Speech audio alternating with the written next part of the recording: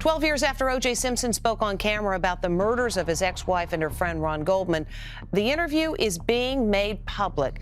It was the trial that stopped America in its tracks. A celebrity, a double homicide, and a verdict that sparked decades of debate. But beyond the headlines and high-speed chases lies a tangled web of moments that still leave even seasoned legal minds scratching their heads. 11 pieces of this puzzle refuse to fit, from courtroom decisions that backfired in real time to one witness whose silence said more than words ever could. One moment in particular, meant to seal the case, became a haunting image of doubt. Why were some voices ignored, while others unraveled everything? What vital thread did the prosecution miss while chasing the spotlight? The answers aren't as neat as you might expect.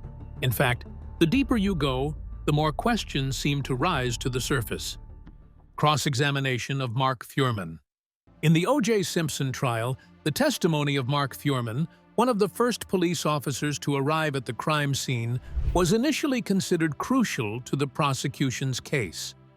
Furman had been the one to discover the bloody glove on Simpson's property, a piece of physical evidence believed to directly link Simpson to the slayers.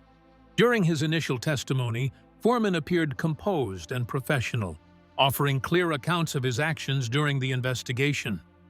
His role was meant to reinforce the reliability of the LAPD's evidence-gathering process.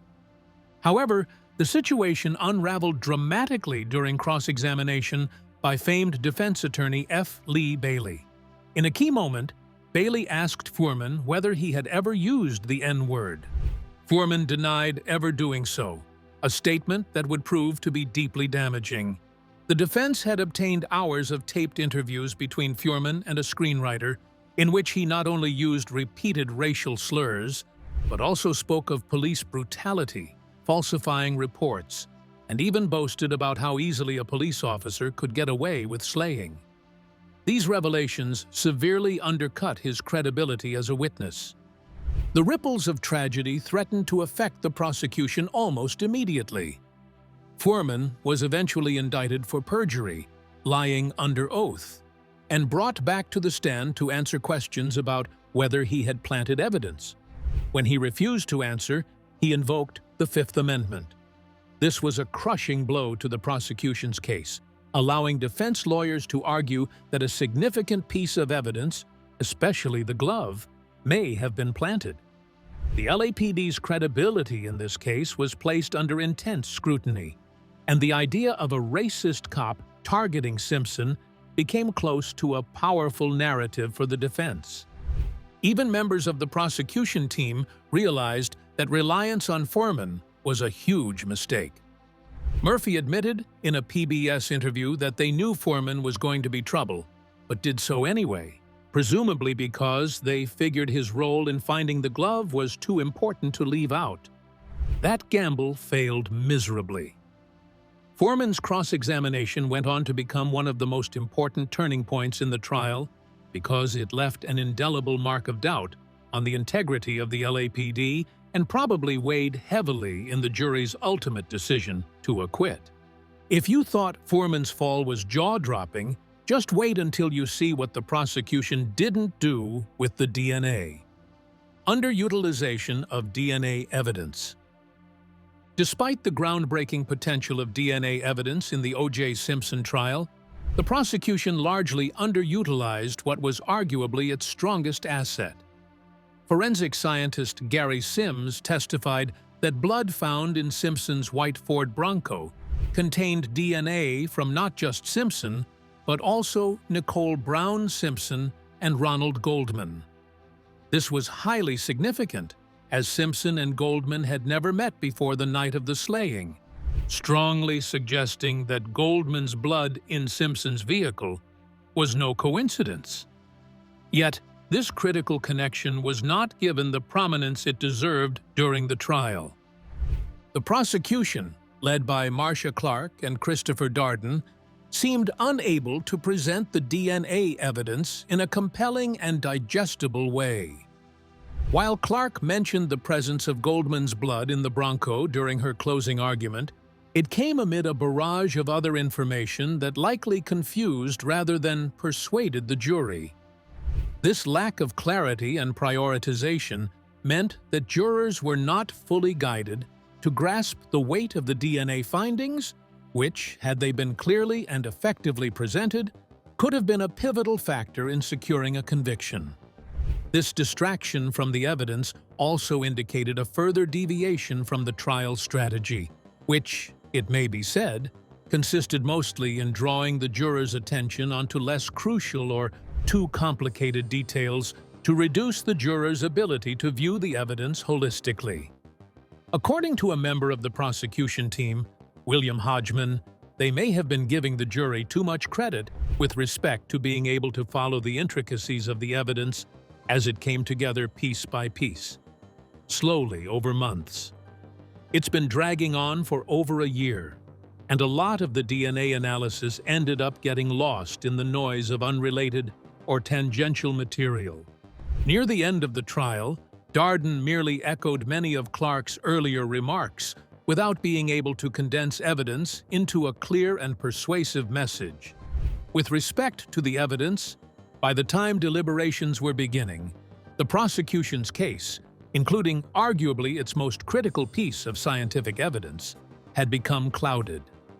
In contrast to all the drama of gloved demonstrations and racially tinged cross-examinations that colored the trial's storyline, the DNA evidence was almost treated as an afterthought, albeit very probative.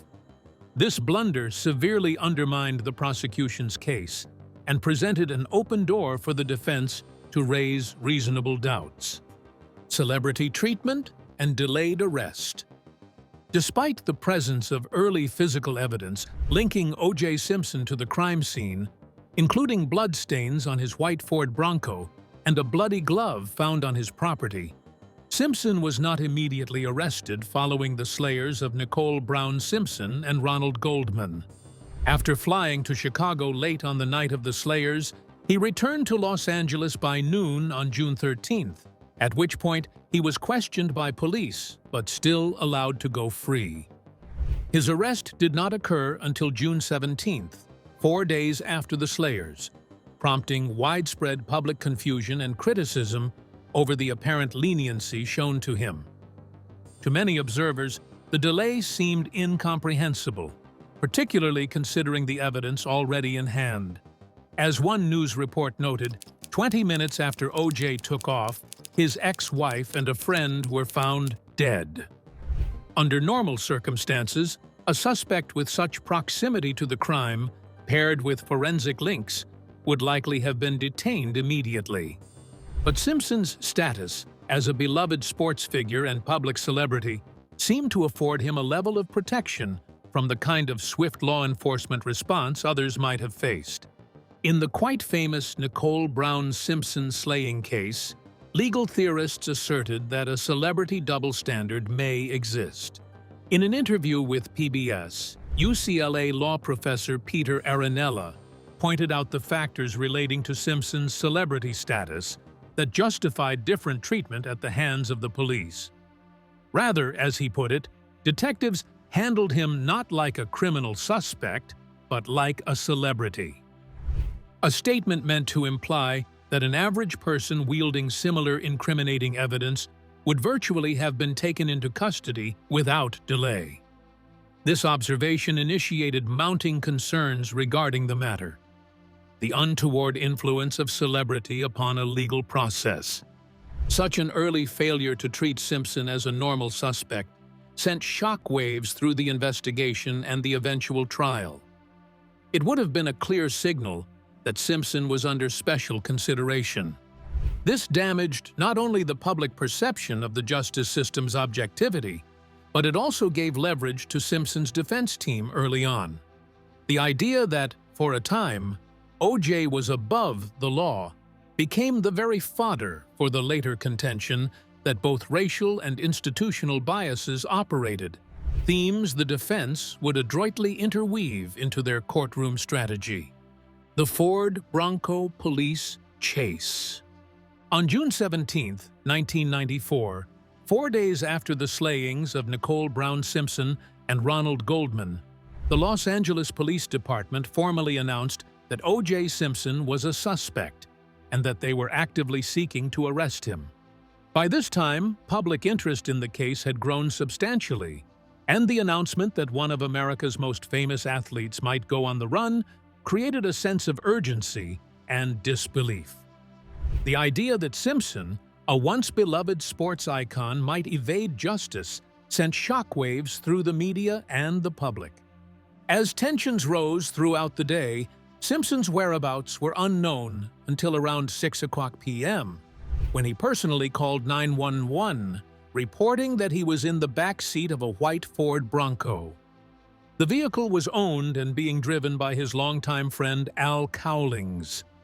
Simpson was reportedly holding a gun to his own head, threatening self-harm, while the Bronco moved slowly down the Southern California freeways. What unfolded next was an event that captivated the entire nation. A low-speed car chase that interrupted regular programming and drew an estimated 95 million viewers. The vision of Simpson in the back of the Bronco, moving leisurely while followed by a number of police cars, soon turned into one of the most iconic moments in American television history. Media helicopters followed the vehicle overhead, and crowds gathered along the freeways and on overpasses to watch as it all took place in real time. In the midst of it all, on his way to Brentwood, the chase came to take on the quality of a bizarre spectacle that meshed elements of suspense, tragedy, and celebrity drama. Many of those watching questioned how someone who was apparently threatening self-harm and refusing to surrender could then plead not guilty to the slayers without raising any further suspicions. In other interviews, as in one for Fox TV, Simpson has mentioned that he was emotionally overwhelmed.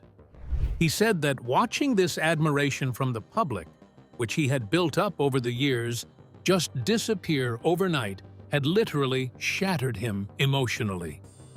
Ron and Nicole were actually dead, and it's almost like they killed me, Simpson said.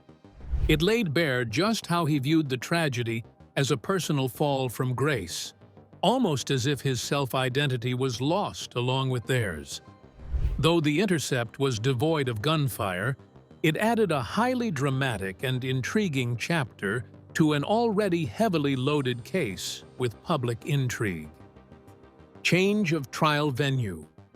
Initially, the trial of O.J. Simpson was scheduled to take place in Santa Monica, the jurisdiction where the slayings of Nicole Brown Simpson and Ronald Goldman occurred. However, the venue was ultimately moved to downtown Los Angeles, a decision that would later become a source of widespread speculation and debate. Many believe the change was made to prevent the appearance of racial bias, as Santa Monica was known to be a predominantly white community, which might have yielded a less diverse jury. As a result of the venue change, Simpson ended up being tried by a predominantly black jury. 8 out of the 12 jurors were African American. This demographic shift led to growing public and media speculation that the prosecution had deliberately chosen a venue that would be more favorable to Simpson, a famous black defendant, in hopes of a fairer perception. Critics argued that this decision gave Simpson's defense team an advantage, particularly as racial tensions surrounding the LAPD were already high following the Rodney King incident just a few years earlier. William Hodgman, one of the major prosecutors, later contended the position in an interview with PBS. The relocation, he asserted, was not racially motivated, but for practical grounds. During that time, most major felony cases in Los Angeles County were usually tried downtown because at that time there were facilities and efficiencies for conducting trials. According to Hodgman, the prosecution just wanted to press forward quickly with this case and, in accordance, filed charges where the system would permit a more expeditious path to trial. It was the pragmatic awareness that this case was going to be tried here, stated Hodgman. Yet, much larger consequences as far as shifting the dynamics of the trial. It meant more than just the form the jury's bloodline would take. It also began to change public opinion as to whether the trial was a fair representation of justice. The courtroom's location brought the whole thing into a very familiar justice basket with high-profile and racially charged cases, and in a system where public sentiment might justly or unjustly toward law might differ from that in Santa Monica. Change of venue, whether intentional or not, became one of the key determinants of how the trial wound through and then how it was received by the public. Keep your eyes on the courtroom, because what happened behind the scenes with the jury selection is next level: prosecution strategy and performance. From the outset of the O.J. Simpson trial, the prosecution's strategy raised concerns among legal observers who felt it lacked coherence and focus. Led by Marcia Clark and Christopher Darden, the prosecution made the unusual decision to open not with the wealth of physical evidence linking Simpson to the crime, but with his alleged history of domestic violence toward Nicole Brown Simpson. While this may have aimed to establish a motive, it came at the expense of building a solid evidentiary foundation early on and signaled a misplaced emphasis on character over concrete proof. As the trial progressed, this issue became more pronounced. The prosecution often strayed into tangents, belabored minor points, and failed to consistently emphasize the strongest aspects of their case, such as the DNA and forensic evidence. Observers noted that these missteps allowed the defense to undermine the narrative structure of the state's argument. Judge Lance Ito was frequently criticized for not reigning in the courtroom or helping to streamline the trial, and his inability to control these digressions contributed to a case that felt increasingly disjointed and confusing to the jury. Almost all of these lapses had it in them for more than a year, extending this trial for California into the longest criminal tale in history. Scott Turow, author and attorney, sees sluggish but scattered production by the prosecution as giving the jurors the view of a story being overly constructed. As Turow said, either your evidence is overwhelming or you're laboring day by day to make it appear to be better than it is. Unfortunately for the prosecution, jurors seem to be adopting the latter view, interpreting the drawn-out case not as a sign of strength, but as one of weakness. In the end, they would rather have had the proof, but they missed the packaging and presentation of this evidence, which was the strategic downfall. Also, serious findings of science went woefully underplayed, relied too heavily on such bad witnesses as Mark Furman, and staged drama quite wrongly, such as with a glove demonstration, because the defendant gave a very complete, emotionally appealing story, whereas the prosecution often appeared scattered and reactive in the end. In short, the entire construct simply brings to light the fact that a poor legal strategy would knock down an enormously evidence-laden case by well-calibrated defense machinery. Uncalled key witnesses. One of the most surprising missteps by the prosecution in the O.J. Simpson trial was its failure to call key witnesses who could have provided testimony. Two notable individuals, Jill Shively and Skip Junis, were willing to testify about events that occurred shortly after the slayers. Their accounts, if presented to the jury, might have strengthened the prosecution's case by offering first-hand observations that linked Simpson more directly to the timeline of the crime. Yet, neither was called to the stand, and their stories were left out of the courtroom. Jill Shively claimed to have seen Simpson shortly after the slayers, driving erratically and at high speed, nearly causing an accident as he ran a red light. Her account placed Simpson near the crime scene around the critical time frame. However, after selling her story to the tabloid show Hard Copy for $5,000, prosecutor Marcia Clark decided that Shively's credibility had been compromised. Despite the relevance of her testimony, Clark viewed the media appearance as a serious lapse in judgment and chose not to risk putting her before the jury. The second uncalled witness, Skip Junis, cited Simpson at Los Angeles International Airport shortly after the slayers. According to Junis, he saw Simpson disposing of something into a trash bin at the terminal. Though it is not known what exactly Simpson disposed of, Junis thought it to be something significantly incriminating. He told Inside Edition how confused and frustrated he was at being left out without being called for testimony, saying, "I don't understand why you haven't called me to talk about this." His exclusion left yet another gap for evidence in the case of prosecution. In these terms, the non-decisions not only made the prosecution's story weaker, but also seemed to indicate that important evidence might be withheld by the state or that the state had lost faith in its own witnesses.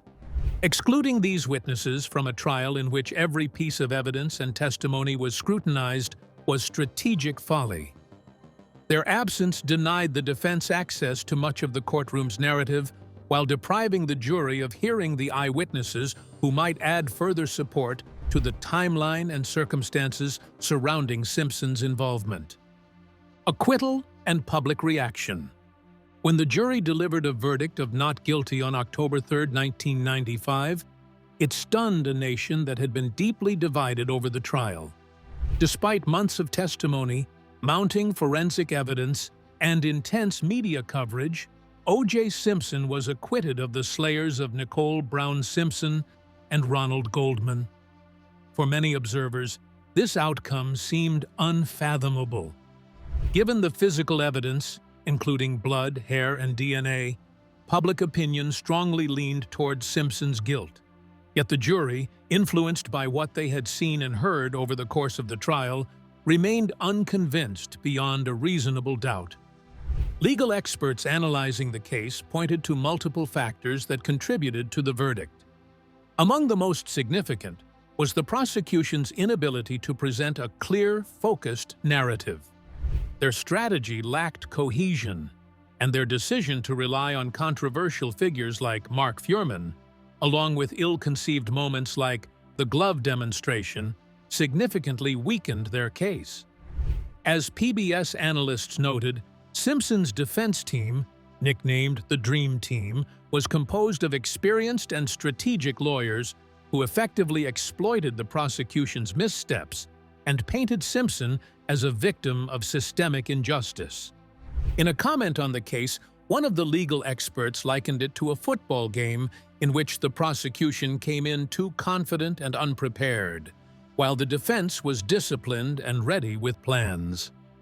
The defense easily raised a reasonable doubt by questioning police credibility and the integrity of the evidence, while encroaching on wider problems of racism and corruption within the Los Angeles Police Department. This argument had much appeal, with a jury made up largely of people who might have first-hand or second-hand references to biased policing.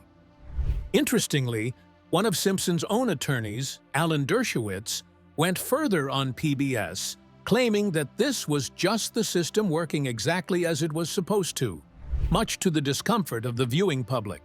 Case in point, prosecution was not supposed to prove beyond a reasonable doubt, and no crime could even be proven by circumstantial as well or public sentiment. The trial of O.J. Simpson is thus a most unpleasant reminder of just how much proof the Constitution really required, and how, in this case, the defense made every flaw work to its advantage. O.J.'s hypothetical confession book. Years after his acquittal, O.J. Simpson reignited public outrage and fascination with the case by announcing the release of a controversial book in 2007 titled, "If I Did It, This Is How It Happened." The book was framed as a hypothetical confession, in which Simpson detailed how he would have committed the slayings of Nicole Brown Simpson and Ronald Goldman, had he done it. The concept itself was widely criticized, with many viewing it as a thinly veiled admission of guilt cloaked in hypothetical language. Simpson's decision to write and promote such a book was perceived by many as deeply insensitive and unsettling, particularly to the victims' families. The public's reaction was swift and negative, leading to significant backlash before the book could be released. Simpson also participated in a Fox TV interview, recorded in conjunction with the book's promotion, where he elaborated on the hypothetical events of the slayers. However, many viewers noted that Simpson's language and demeanor made the scenario feel anything but hypothetical, with portions of the interview coming across as disturbingly real. The tone and content blurred the line between fiction and confession, leaving many questioning why Simpson would offer such a detailed account if he were truly innocent. Against all odds, on July 23, 2007, publication of the book was restrained, and the rights were transferred to Ronald Goldman's family through the bankruptcy court. The ruling would thus serve as payment for civil damages still owed to the Goldman family, whom Simpson was found liable for slaying in wrongful death civil proceedings in 1997. The Goldmans later published the book with a changed title, If I Did It: Confessions of a Killer. The new edition introduced a preface by Kim Goldman, included a modified cover design that rendered the word "if" nearly invisible, while highlighting "I did it." Simpson had asserted that his motive for writing the book was to financially support his children with Nicole. Still, all profits resulting from the ruling would be paid directly to the Goldman family. The very existence of the book would, rather than end public speculation, further inflame theories surrounding Simpson's guilt and secure itself in history as one of the strangest and most controversial after-trial episodes. For many, If I Did, it was not just another literary oddity, but a haunting reminder of a case that never went away. Allegations of evidence tampering. Throughout the O.J. Simpson trial, the defense repeatedly raised allegations of evidence tampering, suggesting that the Los Angeles Police Department may have planted or manipulated key physical evidence. Although the case appeared, on the surface, to be supported by compelling forensic links, such as bloody footprints, hair samples, and blood evidence, the defense cast significant doubt on how that evidence was collected and presented. One major point of contention was a bloody sock, which a defense expert claimed could not have been worn at the time it was stained, suggesting possible post-crime manipulation. Central to the defense's argument was the credibility collapse of Detective Mark Furman, who had discovered the infamous glove on Simpson's property. When Furman was later revealed to have used racial slurs and lied under oath, the defense claimed this was proof of potential misconduct. During his second appearance on the stand, Furman invoked the Fifth Amendment when asked if he had ever planted evidence in the case. That moment added weight to the defense's narrative that the LAPD may have framed Simpson, a theory that resonated with many jurors, especially given the department's history of racial bias and abuse allegations. The defense effectively raised reasonable doubt by revealing inconsistencies and errors related to the handling of crime scene material without any conclusive evidence of evidence planting, which the prosecution struggled to resolve entirely. Especially with Furman's perjury shadow hanging over their case, it was hard to completely dismiss these accusations. His refusal to answer some crucial questions made it easier for the jury to view the whole investigation's integrity with a slightly skeptical eye, especially considering that the prosecution had earlier chosen to rely on his testimony. Later, Sean Chapman Hawley, who was Simpson's defense attorney, would explain compellingly the reason why policemen would want to tamper with evidence. Talking to PBS, she argued that law enforcers believed Simpson was guilty, but they wanted to make sure that the conviction would be a bit more airtight. What they did not expect, she said, was how thoroughly the defense could tease out those potential manipulations and expose them. Thus, innocent as they might sound, Such allegations would further erode the prosecution's credibility towards the trial's conclusion. Thus, however innocent these allegations may sound, they would further damage the credibility of the prosecution by the time the trial concluded. It was not merely about what went into evidence, it was also about what could not be trusted. In a case built on perception as much as proof, even a slight whiff of doubt might swing the scales. Hang on for the next twist. The idea that key evidence may have been planted will stop you in your tracks. O.J. Trying on the gloves. One of the most dramatic and consequential moments in the O.J. Simpson trial came when prosecutors asked Simpson to try on the bloody gloves believed to have been worn by the slayer. The gloves were found separately, one at the crime scene and the other on Simpson's property, and had been introduced as key pieces of physical evidence. The prosecution, led by Christopher Darden, hoped the demonstration would definitively link Simpson to the slayers. Instead, it turned into what many legal analysts later described as one of the biggest tactical mistakes in the history of criminal prosecution. During the courtroom demonstration, Judge Lance Ito instructed Simpson to approach the jury and attempt to put on the gloves. As millions watched on television, Simpson appeared to struggle visibly with the gloves, showing that they did not fit properly. His fingers seemed unable to slide all the way in, and he exaggerated the difficulty for effect. The moment shocked onlookers and created immediate doubt about the reliability of the gloves as evidence. According to Dan Abrams, a court TV reporter at the time, the prosecution's own reaction, particularly Darden's visible frustration, indicated that the demonstration had gone terribly wrong. The repercussions of the glove demonstration were immediate and untenable. Not only did this demonstration erode Mark Furman's testimony, he of the glove story, but it also furnished the defense with a very effective soundbite for its closing arguments. Cochran would famously pronounce to the jury, "If it doesn't fit, you must acquit." This powerfully simple slogan tied into the defense's contention that the prosecution had failed to produce credible and consistent evidence, and it stuck with the jury. Putting Simpson in the gloves carried the appearance of a method especially reckless in view of the stakes involved. Experts later offered that in all likelihood, the gloves had shrunk from exposure to blood, and Simpson was likely testing their fit with the added discomfort of latex gloves underneath. Whatever the case in point, the demonstration misfired terribly, undermining what had apparently been viewed as a linchpin of the prosecution's case. It became, instead, a very important turning point in the trial as momentum gradually shifted to the defense, making the prosecution's path to convincing the jury of Simpson's guilt beyond a reasonable doubt even more tortuous. Thanks for watching.